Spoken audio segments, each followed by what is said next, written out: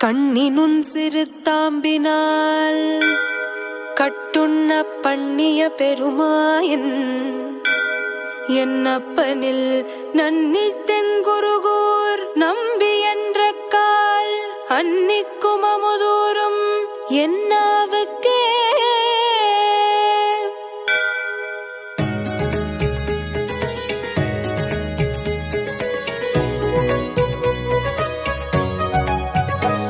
குலாபரணாவை காசி விசாக அருமறை தமிழ் தரும் குருகோர் மாறா திருமகள் பரிந்திடமாய் பதமடைந்தே இருவரு நடிகனாய் விளங்கிடும் தலைவா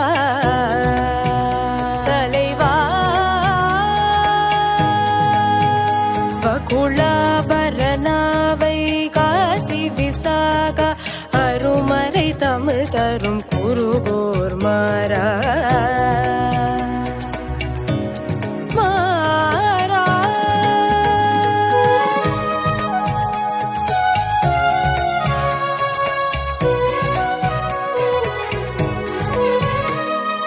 என்னை போல் எத்தனை உயிர்களை காத்தாய்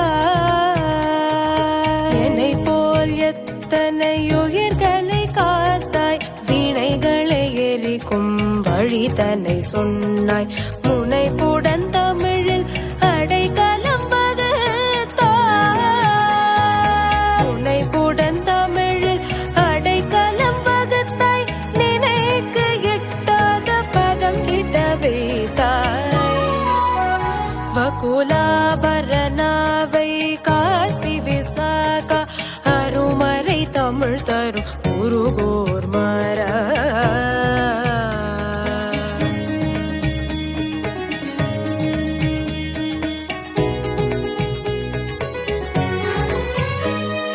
பார்க்கடல் துயின்றிடும் பரமனின் குணமே பார்க்கடல் துயின்றிடும் பரமனின்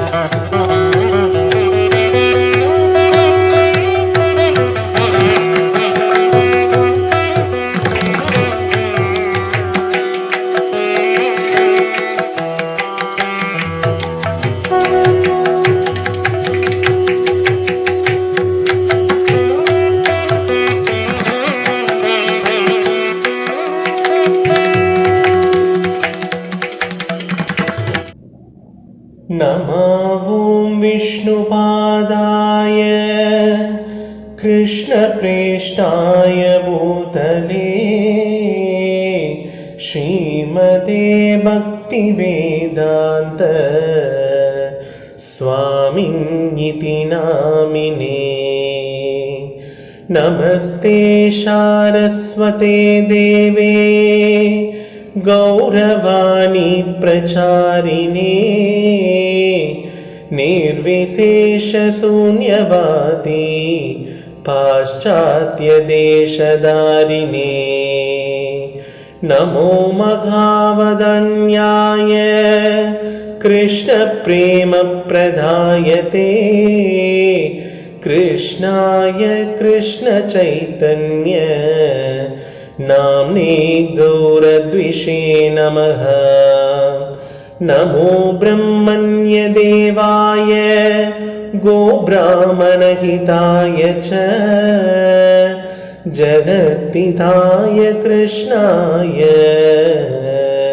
गोविन्दाय नमो नमः हे कृष्ण करुणा सिन्धो दीनबन्धो जगत्पते गोपेश गोपिका गान्ता राधा गान्त नमोस्तुते तप्त काञ्चन गौरांगी राधे वृन्दावनेश्वरी वृषभानुसुते देवी प्रणमामि हरिप्रिये श्रीकृष्ण चैतन्य प्रभु नित्यानंद श्री अद्वैत गदाधर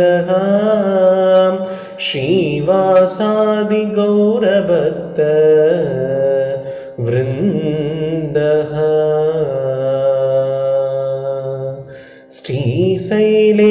दयापात्रं दीभक्त्यादिगुणार्णवम् यदीन्द्रप्रवणं वन्दे रम्यजामाधरं मुनिम् यो नित्यमच्युतपदाम्बुजयुग्मरुक्म व्यामोगदस्तदिधराणि तृणाय मेने अस्मद्गुरोर्भगवतोऽस्य दयैकसिन्धोः रामानुजस्य चरणौ शरणं प्रपद्ये माता पिता युवतयस्तनया विभूतिः सर्वं यदेव नियमेन मदन्वयानाम् आद्यस्य न कुलपतेर्वकुलाभिरामम् श्रीमत्पराङ्कुशमुनिं प्रणतोऽस्मि नित्यम् भूतं सरश्च मगधाद्वयभट्टनाद श्रीभक्तिसारकुलशेखरयोगिवाहान् भक्ताङ्घ्रिरेणुपरकालयतीन्द्रमिश्रान् श्रीमत्पराङ्कुशमुनिं प्रणतोऽस्मि नित्यम् हरे कृष्ण कृष्ण कृष्ण हरे हरे हरे राम राम राम हरे हरे हरे कृष्ण कृष्ण कृष्ण हरे हरे हरे राम राम राम हरे हरे हरे कृष्ण कृष्ण कृष्ण हरे हरे हरे राम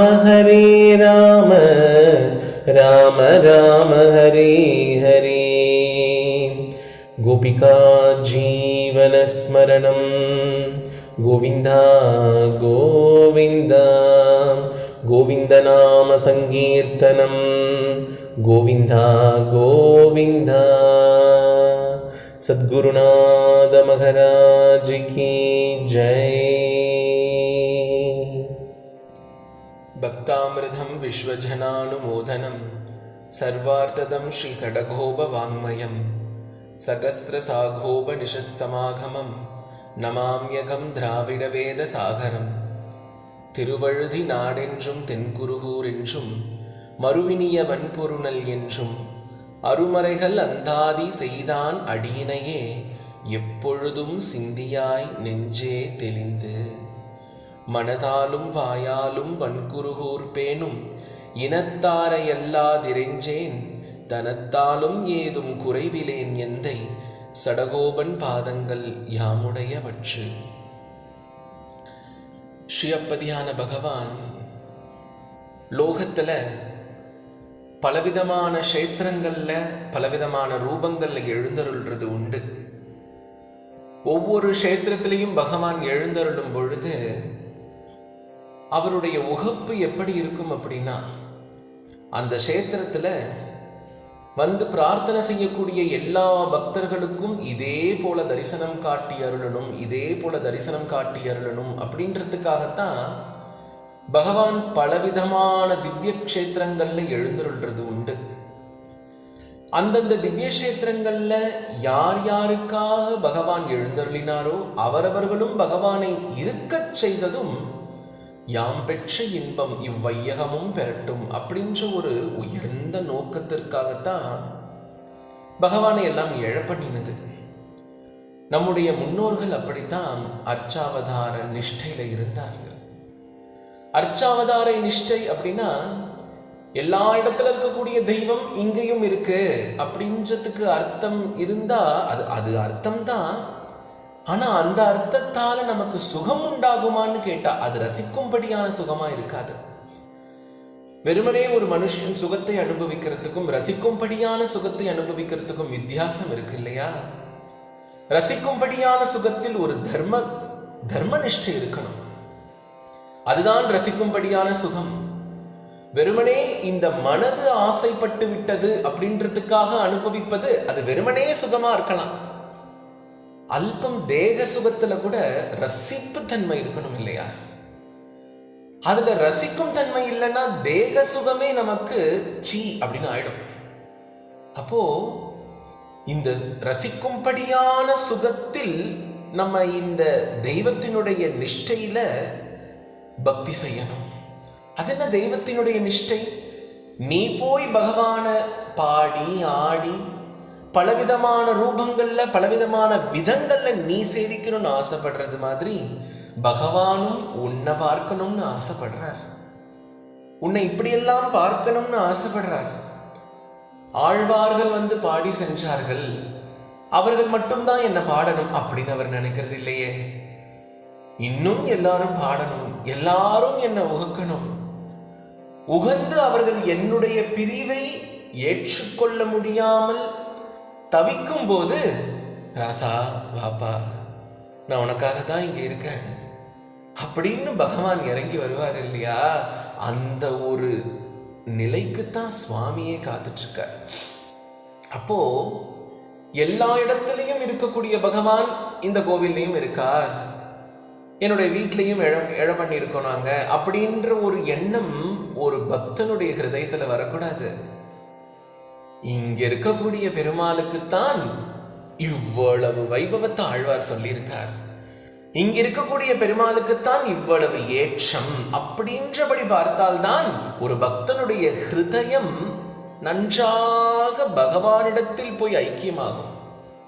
அப்போதுதான் அவனுக்கு பக்தன்ற ஒரு பட்டமே கொடுக்கப்படுது.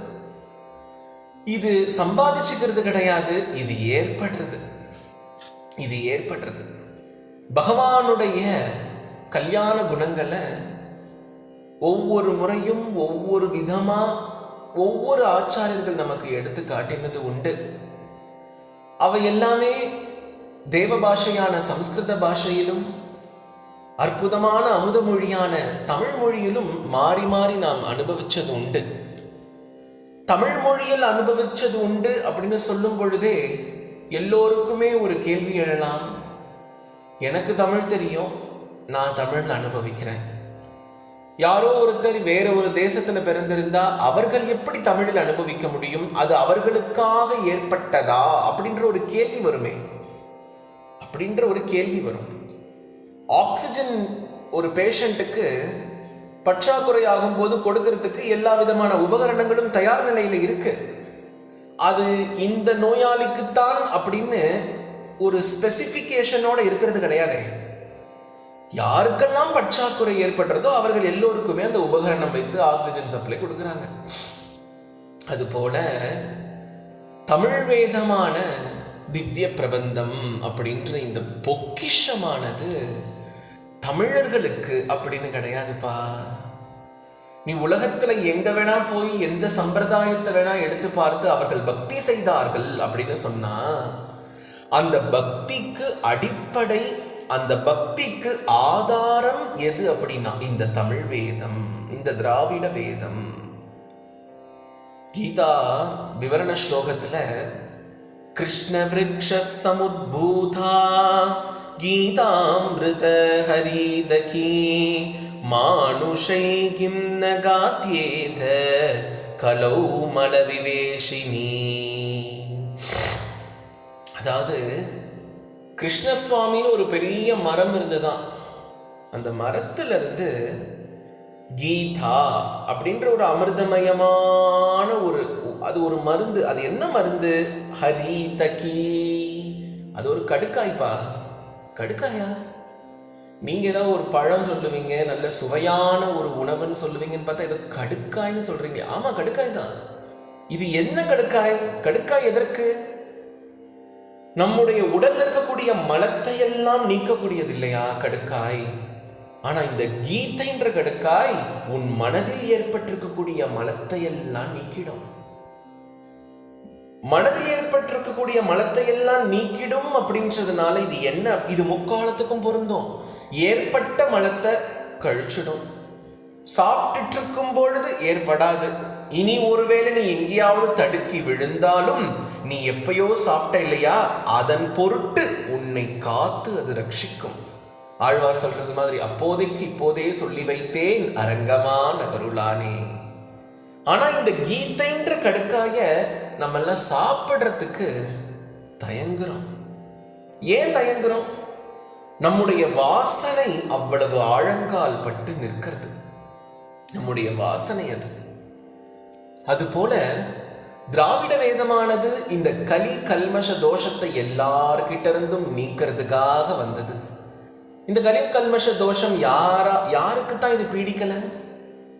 ஒருத்தர் அண்டார்டிகால இருந்தாலும் அவனுக்கும் இந்த கலி கல்மஷ தோஷம் பீடிச்சிருக்கும்.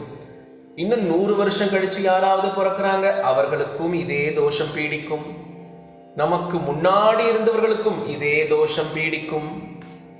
அப்போ கலியினுடைய தோஷம் யாருக்கெல்லாம் பீடிக்கிறதோ அவர்கள் எல்லோருக்கும் ஏற்படுத்தப்பட்ட ஒரு மருந்து கீதை. அப்படின்னா அந்த கீதையினால் உன்னுடைய மனதின் மலம் எல்லாம் அகற்றப்பட்ட பிறகு வயிறு ரொம்ப காஞ்சு போயிருக்குமே, ஏதாவது சாப்பிடணும் இல்லையா? அப்ப சாப்பிடுறதுக்காக பகவானால் நமக்கு கொடுக்கப்பட்ட ஆழ்வாராதிகள் எல்லோரும் நமக்கு பரிமாறினதுதான் இந்த அமிர்தமயமான சாகரம் திராவிட வேதம், திவ்ய பிரபந்தம் அப்படின்றது. அப்ப கடுக்காய் போட்டு யாருக்கெல்லாம் வயிறு காஞ்சிருக்கோ அவங்க எல்லாரும் இதை அனுபவிக்கலாம், எல்லாரும் அனுபவிக்கலாம். ஒரு முறை ஸ்ரீ சைத்தன்ய மகாபிரபு திராவிட தேசத்துக்கு யாத்திரை வரார். எல்லா கோவில்கள்லையும் போய் எம்பெருமான சேவிச்சிட்டு அப்படியே வரும்பொழுது நவத்திருப்பதிக்கு வரும்பொழுது அவருடைய ஸ்வபாவமானது எப்படி இருக்கு அப்படின்னா, ஓடி ஓடி எல்லா எம்பெருமான்களுடைய சன்னதிகள்லையும் அவர் அழுதழுது ஒரு ஏக்கத்தோட போய் சேவிக்கிறார். சாக்ஷாத் கிருஷ்ணஸ்வரூபமாச்சே அவர். அப்படி ஏக்கத்தோடு அவர் போய் சேவிக்கும் பொழுது அந்த ஏக்கத்துக்கு ஒருத்தர் வியாக்கியானம் செய்கிறார். அந்த ஏக்கம் எதை காட்டினது அப்படின்னா, இது அல்லவோ சடகோபன் பிறந்த ஊர், இது அல்லவோ காரிமாறன் வளர்ந்த ஊர். சடகோபனும் காரிமாறன் இப்படி எண்ணற்ற பெயர்கள், அத்தனை திருநாமத்தையும் அவர் அனுபவிக்கிறார்.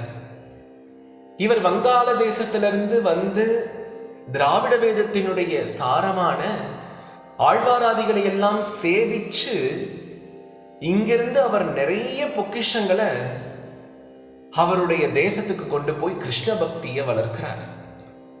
கிருஷ்ண பக்தியை வளர்க்கறதுக்கு இந்த கிரந்தங்கள் எல்லாம் இருந்தாதானா அப்படின்ற ஒரு கேள்வி எழலாம். அவரே கிருஷ்ணஸ்வரூபம்ன்ற சொல்லும் பொழுது இந்த கிரந்தங்கள் எல்லாம் தேவையா அப்படின்னு. ஆனா எதுக்குமே ஒரு வரையறை இருக்கணும் இல்லையா? அப்படி இந்த திராவிட வேதமான திவ்ய பிரபந்தம் அப்படின்ற இந்த உயர்ந்த வஸ்து, இந்த உயர்ந்த அமிர்த சாகரம் நம் ஒவ்வொருவருக்கும் மருந்தல்ல, இதுவே உணவு, இதுவே உணவு. பகவான் சொல்லும் பொழுது கூட எங்கேயாவது கொஞ்சம் கசப்பு தட்டுறதுக்கு வாய்ப்பு இருக்கு, இல்லை ஏதாவது ஒரு பகுதியில நமக்கு ஏற்புடையதாக இருக்கலாம். கரும்பினுடைய நுனிப்பகுதியை நம்மால் சாப்பிட முடியாது. காரணம், அதுல கொஞ்சம் துவர்ப்பு இருக்கும். கரும்பினுடைய அடிப்பகுதி நல்லா இருக்கும், ஆனா ரொம்ப கடினமா இருக்கும். கரும்பினுடைய நடுப்பகுதி அனுபவிக்க கூடியதாக இருக்கும், நல்ல இனிப்பா இருக்கும். அதுபோல பகவானுடைய உபதேசம், பகவான் காட்டிய வழி, பகவான் பேசினது, அவர் வழியிலிருந்து வந்த எல்லோருமே நம்மால் அப்படியே ஏற்றுக்கொள்ள முடியுமானா அது அது அது மகான்களுக்கே சற்று விலக்காகத்தான் நிற்கிறது. ஆனால் ஆழ்வாராதிகள் அவர்களுடைய ஸ்ரீ சுக்திகள், அருளை செயல்கள் நாம் எல்லோராலையும் ஏற்றுக்கொள்ளக்கூடிய ஒரு விஷயமா. ஒரு குழந்தைக்கு ஒரு பதார்த்தத்தை கொடுக்கும் பொழுது அது குழந்தைக்கான பதார்த்தம்னாலும் தாயார் அதை ஊட்டும் பொழுது தன்னுடைய கையால பிசைஞ்சு பிசைஞ்சு இன்னும் மிருதுவாக்கி அந்த குழந்தையினுடைய வாயில இடுறது போல இது அமிர்த சாகரமான விஷயார்த்தங்களாக இருந்தாலுமே ஆழ்வாராதிகள் நம்ம குழந்தைங்கப்பா எல்லாம் எல்லாம் நித்திய சூரிகள். யாரோ ஒருத்தருக்கு பிறந்து அப்படி இப்படி வந்ததா ஒரு நாடகம் மாதிரி இது இருக்கலாமே தவிர்த்து எல்லாம் நித்திய சூரிகள் இல்லையா? பகவானுடைய ஒவ்வொரு அங்கங்களும் ஆயுதங்களும் கீழே வந்து பிறக்கிறது ஆழ்வார்களா. அதனால எல்லாரும் பார்த்தார்கள், எம்பெருமானே எல்லாம் நம்ம குழந்தைங்கப்பா, இதற்கு நீ உன்னை விட்டா வேற யாரு கதி, உன்னை விட்டா இதற்கு வேற யாரு கதிப்பா அப்படின்னு ஆழ்வாராதிகள் ஒரு தாயை போல அப்படின்னு சொல்லப்பட முடியல, தாயினும் சிறந்தவர்களாக அவர்களுடைய அனுபவத்தை எல்லாம், அவர்களுடைய தரிசனங்களை எல்லாம், அவர்களுடைய உபதேசங்களை எல்லாம், அவர்கள் அனுபவிச்சது எல்லாத்தையும் நமக்கு அப்படி மிருது பண்ணி நமக்கு கொடுத்திருக்கிறார்கள். ஆகவே இந்த திராவிட வேதமானது தமிழர்களுக்கு இல்ல தமிழ்நாட்டிற்கு இல்ல தென்னகத்திற்கு இல்ல இந்தியாவிற்கு அப்படின்னு நம்ம வேணா பவுண்டரி போடலாமே தவிர்த்து இது எல்லோருக்கும், மனுஷர்களுக்குன்னு மட்டும் கூட கிடையாது, உயிர் வாழிகள் எல்லோருக்கும், உயிர் வாழிகள்னு கூட கிடையாது, ஜட பொருள்களுக்கு கூட இந்த திராவிட வேதம் தான் சாரம். இந்த திராவிட வேதத்தால தான் பக்தி இன்று எல்லா சம்பிரதாயங்களாலும் போற்றப்படுது. திராவிட வேதம் நமக்கு தரிசனமாகிறதுக்கு முன்னாடி எப்படி இருந்தது இந்த உலகம் அப்படின்னா, ஆளுக்கு ஒரு மூலையில எல்லோரும் ஒவ்வொரு மார்க்கத்தை நோக்கி பயணிச்சிட்டு இருந்தாங்க. கலி பிறந்து 45வது நாட்கள்ல எல்லாம் நம்மளுடைய சடகோபன் வந்துட்டாரு. அதனால கலியுகத்துல என்னென்ன நடந்தது, என்னென்ன சம்பிரதாயம் வந்ததுன்ற விவரணத்துக்குள்ளேயே போக வேண்டாம். துவாபர யுகத்தை எடுத்தாலே கூட கண்ணன் எம்பெருமான் முன்னாடியே நிற்கிறாரே, முன்னாடியே நிற்கிறார். ஆனா கலியே உருவான துரியோதனனுக்கு புரியுதா? புரியலையே. தெய்வத்தை பார்த்தா நான் நம்புவேன்னு சொல்றவனுக்கு தெய்வம் முன்னாடி வந்து நின்னாலும் அவனுக்கு தெரியாது. உன்னுடைய உள்ளம் எப்ப குழையிறதோ, உன்னுடைய ஊன் எப்போ உருகிறதோ அப்பொழுது தெய்வம் உனக்கு காட்சி தரும் அப்படின்ற ஸ்திதியே வேண்டாமப்பா. அது காட்சி கொடுத்ததுனால தான் உனக்கு இந்த நிலைமையே ஏற்பட்டிருக்கு. இந்த நிலைமையே அப்பதான் ஏற்பட்டிருக்கு. அப்போ தெய்வம் இருந்தும் திருந்தாதவர்கள் பல பேர் உண்டு. தெய்வம் காட்சி கொடுத்தும் அதை ஏற்காதவர்கள் பல பேர் உண்டு. திருதராஷ்டிரனுடைய சபையில தூது போன கிருஷ்ணன் அப்படி விஸ்வரூபம் எடுத்து காட்டினானே, இது துரியோதனனை பயமுறுத்துறதுக்காக கிடையாது. அடே முட்டாள், நான் இங்க நிற்கிறேனேடா, ஓடிவா என்கிட்ட அப்படின்னு ஒரு அம்மா குழந்தைய கூப்பிடுற மாதிரி கூப்பிட்டும் கூட அந்த அசடுக்கு புரியல இவர் தெய்வம். இது ஏதோ ஒரு மாயாவி வித்தை காட்டுறார், இது ஒரு மாயாஜாலம், அவ்வளவுதான். இதுக்கெல்லாம் நாங்க அசர்வமா? ஏன்? அது கலியுடைய பையன் பாது, அது கலியுடைய குழந்தை, அதனால அது அப்படிதான் பேசும். சரி, அப்போ ரிஷிகளும் எப்படி இதை அனுபவிச்சார்கள்னு பார்த்தா, அவர்கள் ஒரு பக்கம் ஏதோ வாயிமானி பூதானி ஜாயந்தே ஏன ஜாதானி ஜீவந்தி அப்படின்னு அவர்கள் ஒரு பக்கம் அப்படி இதுவா இதுவா இப்படி இருக்குமா, அன்னம் பிரம்மமா, அதுவா இதுவான்னு தேடல் வளர்ந்துகிட்டே இருந்ததே தவிர்த்து அவர்களாலும் முழுசா உணர முடியல. உணர்ந்ததையும் நமக்கு அப்படியே காட்டி கொடுக்க முடியல. இப்படி எல்லோருடைய தேடலும் பகவானை நோக்கி போயிட்டு இருக்கும் பொழுது சுவாமி பார்த்தார். அவர் என்ன யோசிச்சிருப்பார் அப்படின்னா, இந்த ஒன்னொன்னு எதேதோ நான் சொல்லி பேசிட்டு இருக்கு, நீங்கெல்லாம் கொஞ்சம் கிளம்புங்க, கிளம்பி நான் எப்படி இங்க இருக்கேன், நான் எப்படி இருக்கேன், நான் யாரு அப்படின்றது நீங்க போய் சொல்லுங்க.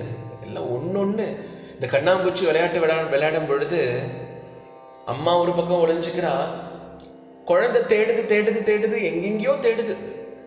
முன்னாடி அப்படியே தேடிட்டு நடந்து போகும் பொழுது பின்னாடி ஏதோ ஒரு காத்து வீசினா கூட இது அம்மாவுடைய சேலையோ, அவதான் இந்த பக்கம் போயிருப்பாளோன்னு இப்படி திரும்பி பார்க்கிறது. அச்சோ, இது அந்த புளிய மரத்து காத்து இந்த பக்கம் வந்ததுனால நான் அம்மான்னு நினைச்சிட்டேன். அதுக்கப்புறம் அப்படியே ஒரு மாடி படிக்கட்டுல இருந்து இறங்கும் பொழுது எங்கேயோ ஒரு கொலுசு சத்தம் கேட்குதுன்னு அப்படியே பார்க்கறது, இது அம்மாவான்னு பார்த்தா அங்க யாரோ ஒருத்தி பாத்திரம் தொலைக்கிட்டு இருந்தா, அந்த சத்தத்தை போய் அம்மாவுடைய கொலுசு சத்தம்னு நினைச்சிட்டேன். குழந்தை இப்படி அலையிறத பார்த்த அம்மா அவளா வெளியில வந்து தோபார் நான் இங்க இருக்கேன்னு காட்டினா விளையாட்டு நல்லா இருக்காது. குழந்தையினுடைய நம்பிக்கையும் அப்படியே முடிஞ்சு போயிடும். அதுக்கு தன்னம்பிக்கைன்னு ஒன்று வராது. உடனே இந்த அம்மா என்ன பண்ணுவா அப்படின்னா, தான் இருக்கிற இடத்துல ஏதாவது ஒரு சத்தத்தையோ, நான் இங்க இருக்கேன் பார் அப்படின்னு ஏதாவது ஒரு விதமான ஒரு ஓசையையோ கொடுக்கும் பொழுது, இது தான் இருக்கும் இடத்தை முழுசா காட்டினபடியும் ஏற்க முடியாது, காட்டாதபடியும் இல்லை. அப்போ இந்த ஓசை அப்படியே பின்பற்றி இதுதான் அம்மா இருக்கும் இடமோன்னு அம்மாவே காட்டின ஒரு வழியை பின்பற்றி அந்த குழந்தை அம்மாவின் இருப்பிடத்தை போய் அடையிற மாதிரி, அம்மாவை கண்டுபிடிக்கிற மாதிரி, எம்பெருமானுடைய திருவொளியா எம்பெருமானுடைய ஓசையா ஆழ்வாராதிகள் எல்லாம் இந்த லோகத்துக்கு வந்து இதுதான் எம்பெருமானின் லட்சணம், இப்படித்தான் அவர் இருக்கிறார், இவர்தான் அவர் அப்படின்னு காட்டி கொடுக்கும் பொழுது நம்மை போன்ற எளிய ஜீவன்கள் பகவானை அனுபவிக்க ஆரம்பிக்கிறோம். இப்படியெல்லாம் செய்வதால் அவருடைய மேன்மையை அவர் நிலைநிறுத்திக்கிறதுக்காக இது கிடையாதுப்பா.